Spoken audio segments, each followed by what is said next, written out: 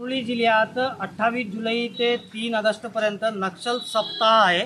आणि या नक्षल सप्ताह दरम्यान गडचिरोली पोलिसांच्या वतीने पोलीस अधीक्षक कार्यालयामार्फत नक्षलविरोधी पोलीस पथकचे तुकड्या जे आहेत ते जंगलात रवाना करण्यात येतात। मोठ्या प्रमाणात ऑपरेशन 6 ते 7 दिवस जे आहेत ते पोलीस कर्मचारी राबवतात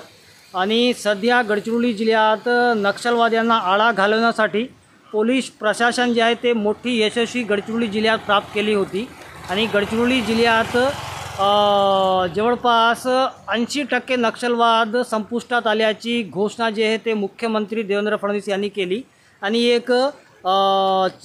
यशस्वी कामगिरी नक्षलविरोधी पोलीस पथकाने केल्यानंतर सध्या 28 जुलै ते 3 ऑगस्ट असा नक्षल सप्ताह असल्यामुळे नक्षलविरोधी पोलीस तुकड्या ज्या आहेत ते जंगली भागात रवाना करण्यात येतात। सध्या गडचिरोली जिल्ह्यातील अनेक भागात मोठ्या प्रमाणात पाऊस सुरू आहे आणि मुसळधार पाऊस आहे, परंतु अशा मुसळधार पावसात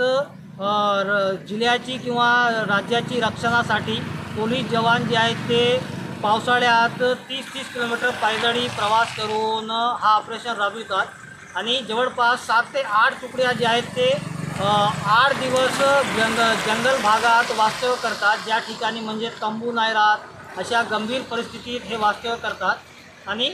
मोठा अभियान जे आहे ते पोलीस अधीक्षक कार्यालयामार्फत नक्षलविरोधी पोलीस पथकांच्या तुकडीच्या जवान जे आहेत ते करीत आहेत। कॅमेरामॅन सोहेल पठाण सोबत मेमडी इरफान, TV9 गडचिरोली।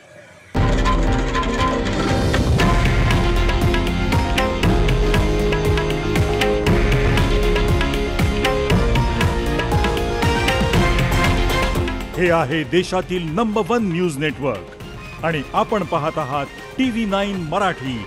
एकमेव।